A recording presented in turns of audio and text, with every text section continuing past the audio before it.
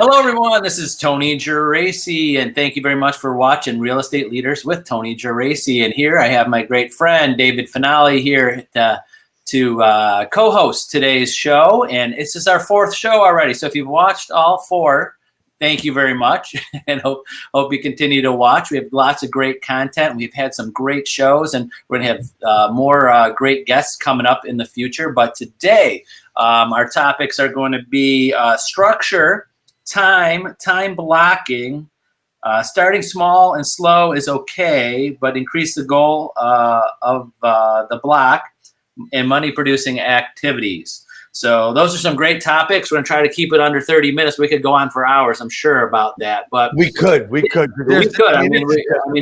I see in our schedule in the future, we have some of these topics again, because it always goes around with everything. So structuring your day and time, Dave, it goes along with everything. I mean, what do you think is the number one thing that agents should start with when they say, wow, I got to sit down and figure out something and structure my day or my week? What do you think the first thing they should be doing? Well, the question, I'm going to answer that question first with another question is basically we are talking about their entire business life, or are we talking about their day, right? Well, what do you think? What do you think small, Okay. like to start small? Like, it's kind of like, you got to start somewhere. Do you start big? Like, what's my all-time life goal and move back? Or do you start with little things in the day and kind of build to that? I think you need to understand where you want to go in your life to a point. Now, everybody doesn't understand and doesn't know today where they want to be in 20 years. They have an idea where they might want to be next year or in 5 years. One of the things that I always start with is the global list. What's a global list? A global list is having someone sit down and start writing everything they want to do, experience, achieve, etc. for their life, what they think today. It's not a bucket list. What's the difference between a bucket list and that? A bucket list is going to include everything in this list, but it's not going to be, hang 10 on a wave in Hawaii. It's not going to be skydiving or zip lining. I mean, those are things that are adventures that people want to do. Personally, for me, if I was to start my global list, and I have one, right? It would be my first thing, which I will achieve, is having the greatest wedding possible for my daughter in October, right? That's always going to be at the top. But then again, it's going to be quarterly. It could be quarterly vacations. Because so I want to go to the Bahamas for a week. I want to do this business that I'm doing now with you anywhere. Like, for instance, I don't want my schedule to control my business. Where you're at. Yeah. So like if I'm in the Bahamas on a Tuesday, I'm checking in at 11 Eastern time with Tony Geraci for Real Estate Leaders. I'm doing it from there. I'm doing it from anywhere.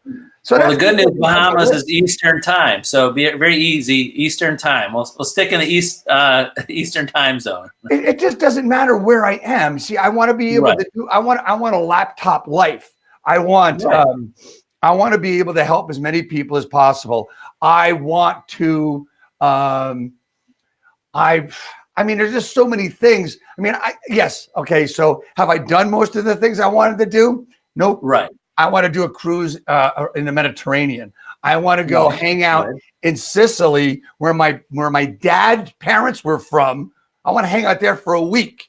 I want to learn how to speak Italian. I mean, all these different things I want to do, but it could be as simple as I want a villa in St. Martin, or I want to buy a new car every year. It's anything and everything that you even thought about doing. Maybe it's you want to dance in the streets in Spain. It could be anything. It's not really buckets. It might be things that you maybe could never do. What's going to happen, Tony, is you're going to realize that there's so many things you really want to do.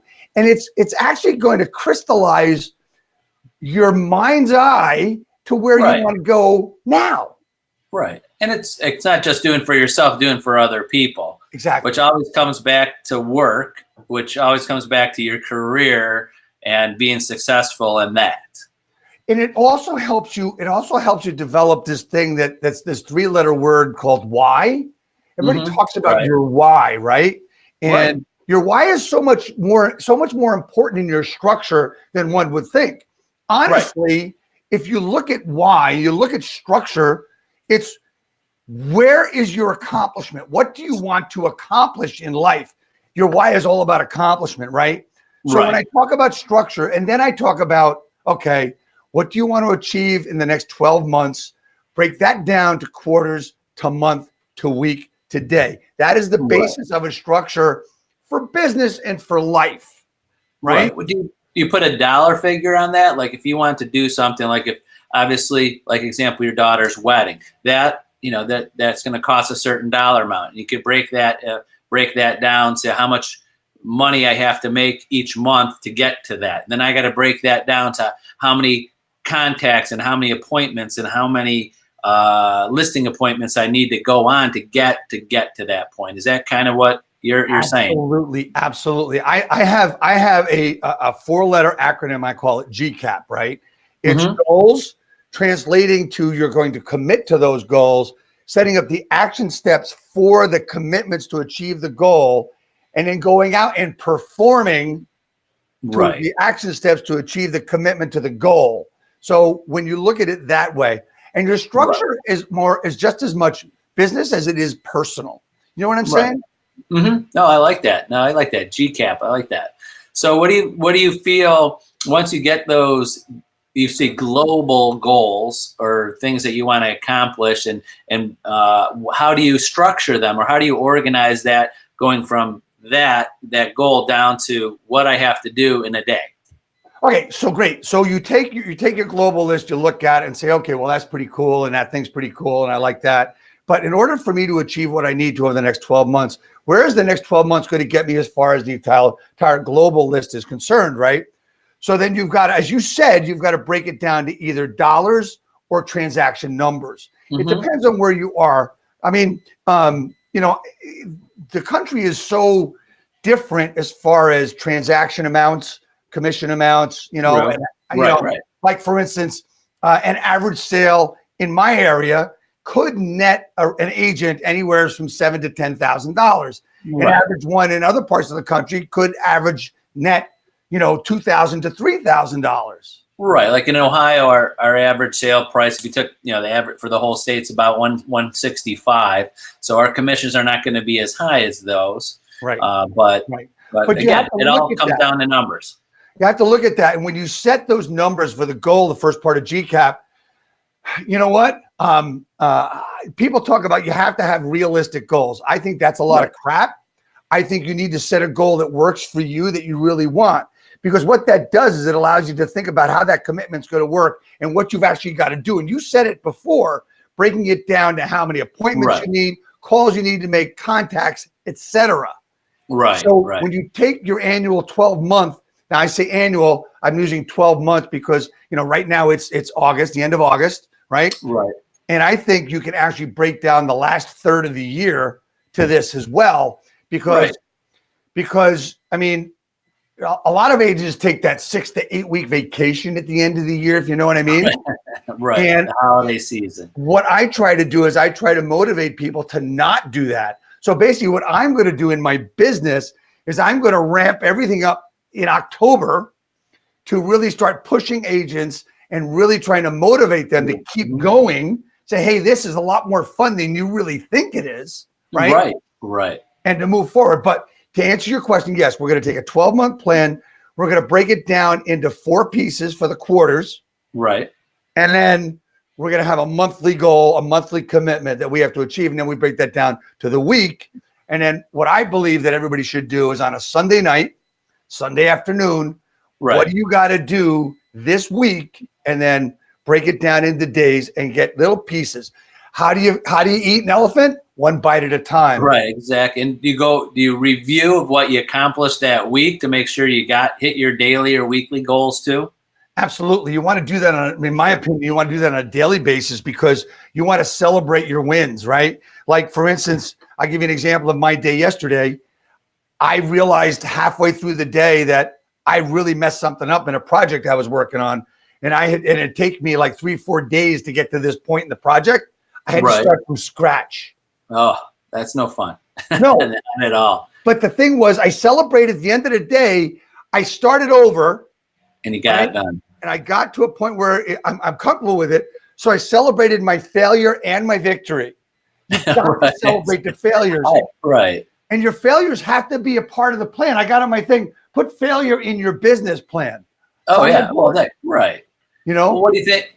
Yeah. What do you think about having a structure? I mean, I see it in a lot of agents that they keep on changing their structure and spending more time creating a structure and not doing it. I mean, how long should it take you to get your basic structure together? A day, a week? You shouldn't be restructuring everything every day. What do you feel? Those are the people that really should get out of the business simply because they're only going to get ready, and that's what they're doing. Right. You know, it's not 100%. When you start setting a structure up, you need to. I mean, look, any new agent or part-time agent in this business needs to look at their business and say, because they don't know what their business is yet, right? A new agent. So what? Just as you said, you've got to start it and then you've got to tweak it. Where's the best place to start? Well, in your head, really, to get into your heart. And what I mean by that is, while there's a business structure, there's also a personal structure. Some call it a routine. I call it a ritual. Yeah, I mean, I don't go to I work out every day. I don't go to the gym every day, but I work out every day. 3 days a week I run. 3 days a week I lift. One day is like, depending on how my body feels, depends on what I do. But 6 days a week I'm working out.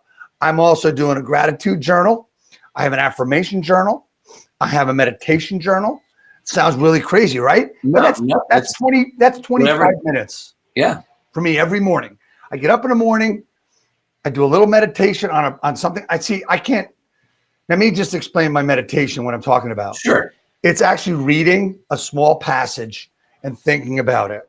I like that. I go to another passage about abundance, and then I read that and I write notes on it for 15 minutes. That's what I call meditation, because otherwise I can't sit there and stare into space for 10 minutes. I can't. Right. Not meditate and think about what's coming in your head for the next 15, 20 minutes. Just breathe. I can't do that. Do you suggest for time blocking in the strict sense of putting that in a calendar, like everything that you're doing for the day, or more of a journal of what you're doing? So is a time block, maybe a general time block of like, okay, from 9 to 10, I'm going to be doing this. And from 10 to 11, I'll be doing this. Or I've seen people do 15-minute increments. But do you suggest having an actual time block to view and look at and fill that in throughout the day like a journal to see if you are accomplishing those time blocks? As a start, you need to take it slow. I'll give you an example of that. If I said, we're going to do 200 calls a day. Mm-hmm. First day, you get to 200. Second day, you get to 190. The third day, you do 50. If it's too big, you're not going to stick with it because it's going to be hard to do. Right. So like you said, 15-minute, right? I would take basically how a new full-time agent, in my opinion, should do it is simple. You have your ritual stuff that I just talked about early in the morning, and then at 8 o'clock, you hit the ground running. And from me, for all intents and purposes, 8 to 11 is your prospecting time. Mm-hmm. Now, that does not mean that you're sitting at your desk at 8 and you finish at 11. What it means is you start at 8. So from 8 to 9 could be phone calls. Right. And this is all prospecting. It's all prospecting. Phone calls. Reaching out to people. Reaching out. 9 to 9:30 could be social media. 9:30 to 11:30 could be, for sale by owners. Right. And so on and so forth. So it's all different types of prospecting. But the first type of prospecting that everyone should be concentrating on is their sphere of influence. Plain and simple, the end. Now, I say that, and there's probably people listening that will watch this and say, well, everybody says that. Every coach, every broker, everybody says, work with the people you know. Well, damn straight, because you already know them. And maybe they like you. And there's a good chance they might even trust you. Right. So know, like, and trust is what it's all about. Through your prospecting, through your social media posting, I mean, it's all to a point of what you're doing is you're making a point to get people to know, like, and trust you. So your sphere of influence is number one because it's the easiest way to do it because people already know you. Right, exactly. And growing that list too during that prospecting, because you shouldn't be with the same list. It should be growing too. But the number one thing I think agents speak of with their sphere of influence, they just get nervous and scared that they're contacting or prospecting or pushing them too much. So what would you say to an agent like, I don't want to push them too much? How is your organization or your time blocking and setting up your schedule for your sphere of influence? This is where people get kind of lost in their prospecting this sphere of influence, because everybody thinks that you're supposed to contact your sphere of influence, say, hey, you want to buy a house? Hey, do you know anybody looking to buy a house? Right. You know what? Right. We're out of the 90s. I'll tell a quick story. When I first got out of college, I didn't have a job. So I went and took this job. They called it a marketing job. Long story short, I was there for a week and they trained me how to use this vacuum cleaner. I was going to be a vacuum cleaner salesman. Oh. And I said, you know what? Maybe I'll learn something. Maybe I'll do it. Who knows, right? I killed a week. I had nothing else to do, right? No job, no nothing. So at the end of it, they want me to, okay, so you're going to go present this vacuum cleaner and sell it to your mother. Then you're going to call your aunt, and then you're going to call your cousin. And I said, no, I'm not. Here's the point. I'm not selling vacuums to my family in my sphere of influence. This is what I'm doing. I'm staying in contact with them. I'm helping them remember that I'm in the real estate business. Right. Okay. So a conversation can go a lot of different ways. And let me give you a few examples. If it's a family member, you know, it could be, hey, how you doing? You know, I just want to let you know that I just got into the real estate business. I'm really excited about it. And I'm hoping to, you know, do really well with it. I just wanted to let you know, yada, yada, yada. That's the conversation. Right. Or it could be to a friend you haven't talked to in a while. It could be an apology. Hey, Joe, so sorry I haven't been in contact with you lately. I'm sorry. Just got into the real estate business. I'm really excited about it. Can we reconnect and can we go have coffee? Now, it could also be, you know, not even telling anybody about the real estate business. You could be on Facebook and see that your neighbor's daughter just got valedictorian for the high school. Say, hey, you know, you do a direct message. Congratulations. I just saw the thing about your daughter. Nothing about real estate, right? It could be a friend, the same thing. It could be a relative, the same thing. You're just talking to them about what's going on in life. Right. These are life's conversations with your sphere of influence. Gone are the days of asking for referrals. Now, I think the one of the worst things you can say, the words you can use is, hey, you know what? I always welcome referrals, or I'm always happy to take your referral.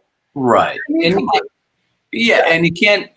My feeling is that you always have to connect in a non-business related a certain number of times before you can ask. So you have to make that judgment, or agents have to make that judgment how many times. So you're like, this is a friend, this is a family member, this is a referral from a family member or friend, and go, I got to reach out to them. I got to send them like 2 or 3 direct messages on Facebook. I got to send a text. I got to send out a card, you know, congratulating them on life accomplishments, their kids getting married, their valedictorian. And then you hit that, like, it's kind of like a bank of connections. I go, okay, this person is 5 to 1. I got to reach out to this person 5 times or say something to them over a couple months or weeks or year. And then I could, hey, by the way, I'm in real estate. You haven't then asked for a referral. You can't jump into the ask for a referral first. Right. And here's the thing. I mean, the sphere of influence is long-term. That's client acquisition. Right. It's not lead generation. It's client acquisition, but it is prospecting.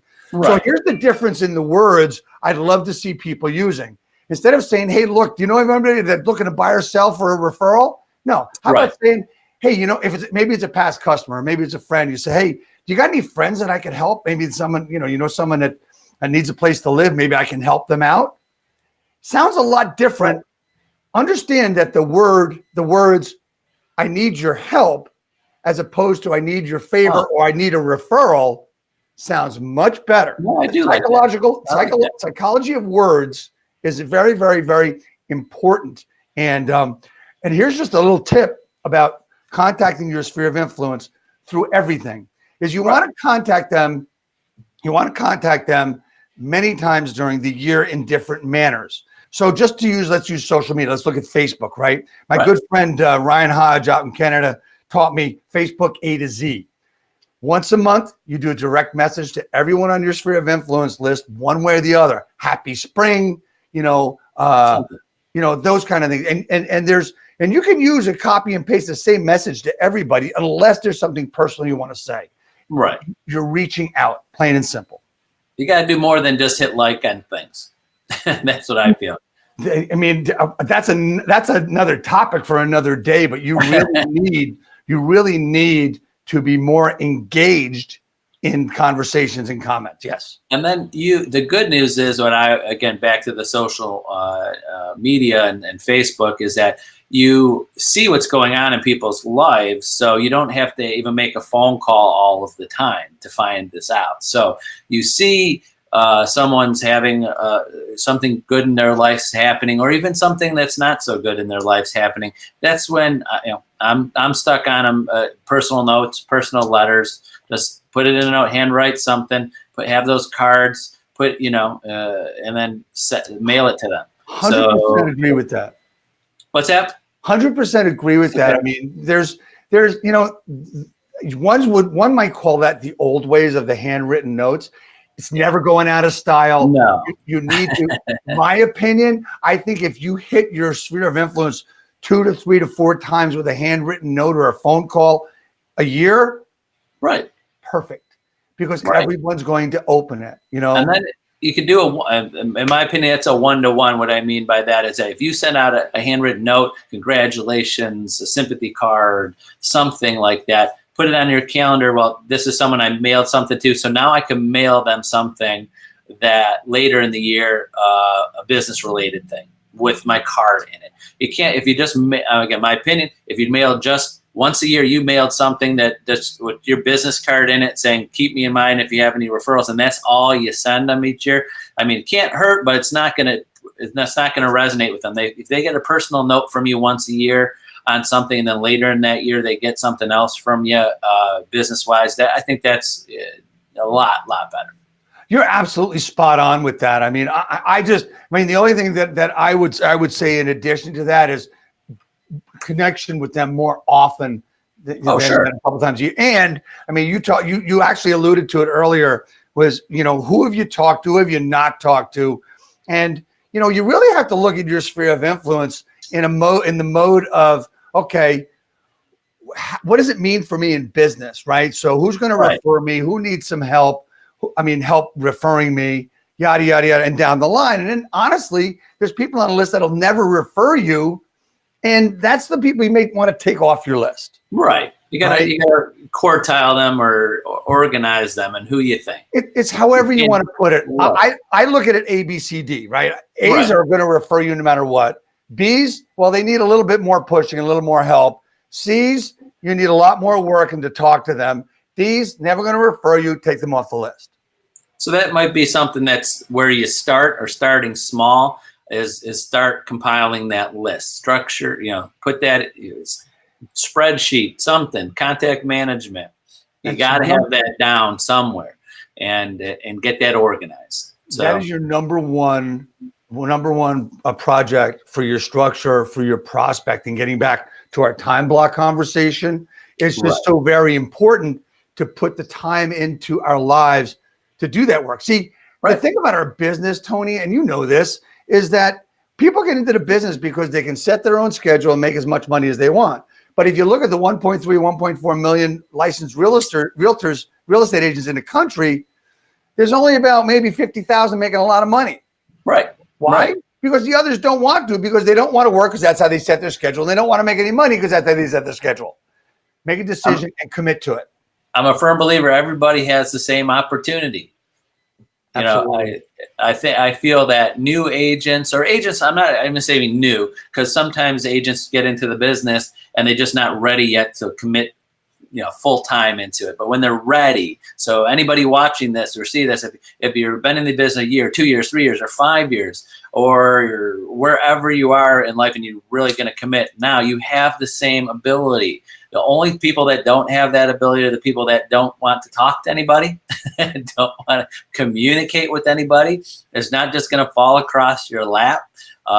This is, like we've said in probably every one of our interviews here, we've said this is a contact sport. If you don't contact people, you're not going to get far.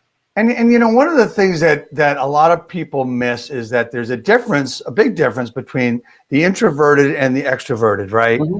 And that's not a bad thing. I mean, look, I'm a bit outgoing. One thing that people don't know about me is that I'm actually a little shy. I know that sounds strange, but I am. It sounds a little crazy, but I'll believe you if you say it. Right. But there's people that aren't outgoing. There are people that are really introverted. And with the beauty of social media and the beauty of video, they just have to get through to themselves that fear of being out there is really not difficult, because you're going to do postings. And it's kind of like you're behind the curtain, like the Wizard of Oz. Right. Right. You're behind the curtain, do all this stuff, and they can say, well, it's really not me. Right. Like I just said, I was shy. I actually am. Right. Not many people out there in the public know that. But it's true. I actually am a little shy. I do get nervous every time I come on camera, right? Well, every time I do a video.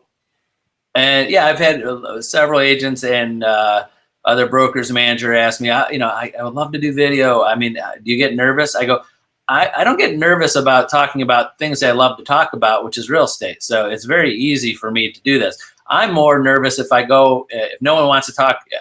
Every day when I come to work and all day long when I'm talking to agents, I love every second of it. This is my favorite number one topic to talk about. I love it.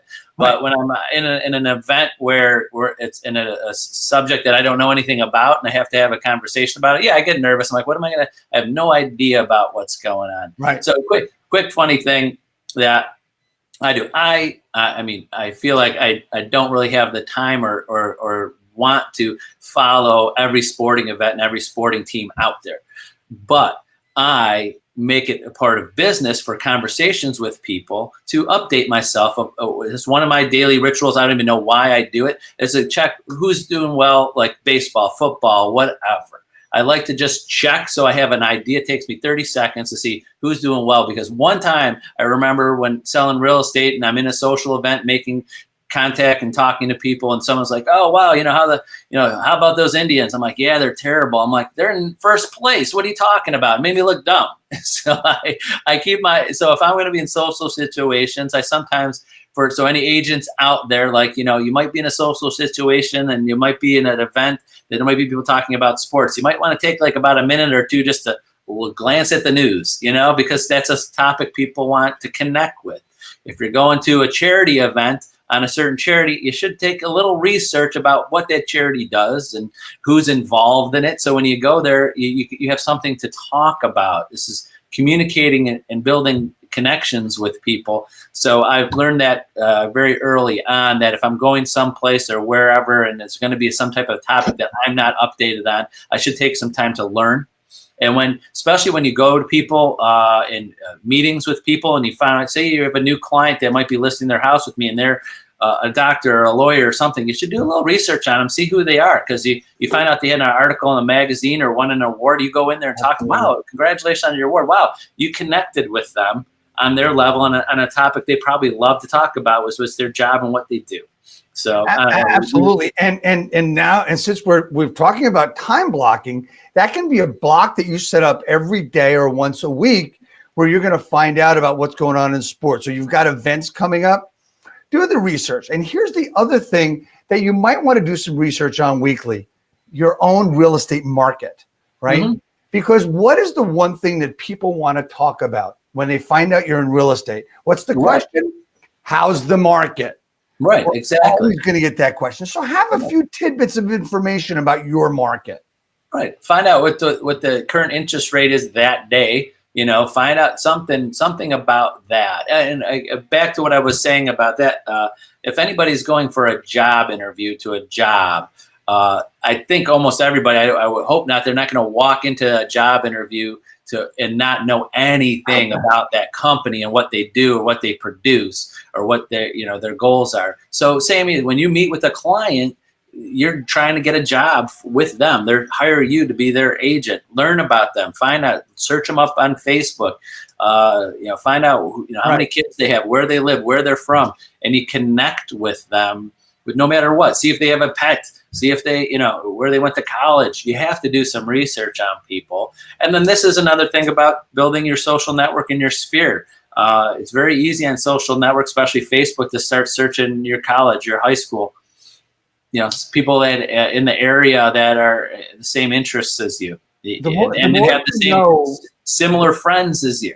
So the more you know about a topic of discussion in your niche or your market is going to produce you business one way or the other. I mean, we're talking about time blocking today. We've got a little bit off, but I mean, everything we're talking about is like so spot on with everything. And people need to. I think a lot of real estate agents that are going to watch this either live or on replay need to understand that we're talking about being not innovative. We're talking about being current. We're talking about doing the stuff that you need to do to be relational, not transactional, because we've gotten out of the 90s to be relational. Everybody talks, well, it's a relationship business and it's a contact sport. Correct.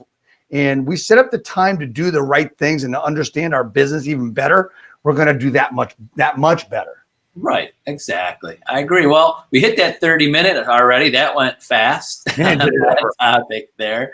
Any final thoughts on some of the structure time blocking, starting small money producing activities that one major tidbit to take away and work with, It's important to work your mind, body, and soul every day. Your mind is your mind and soul in the morning with your ritual of, write down, if nothing else, write down what you're grateful for. Write 5 things down, because remember one thing, as my buddy Grant Wise says, what you appreciate appreciates. That would be the start of your day. The next part of your day, 8 to 11, it's got to be income producing activities, which is called prospecting. Plain and simple. Break it up. I don't care how many pillars of business or how many different things you're going to do. It's not research. It's not follow up. Yes, it is talking to leads to get appointments. That is prospecting, but it's not follow up. It's not BS stuff. It's actual income producing activities. That's all. Right. I agree. And my tip to add on to that is I like to start small and build up, because if today you're starting with 0, you can't jump to 100.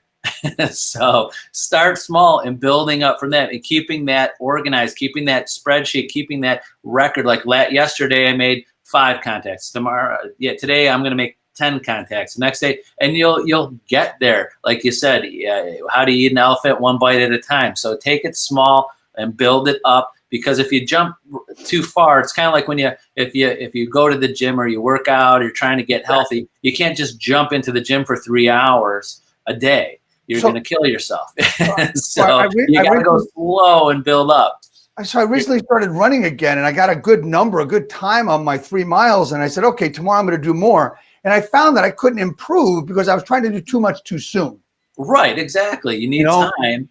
And again, it's you just got to continue to build it up. So, well, tomorrow or next week, we have that. It is the pillars of business, your source of business, types of prospecting, getting started, and tools that you can use. So again, we're sticking with the similar topics, but we're giving you a little bit more and adding on to it each time. So Dave, thank you very much for your time and all of your expertise, and thank you everybody for watching today, and hope to see you all watching next week at 11.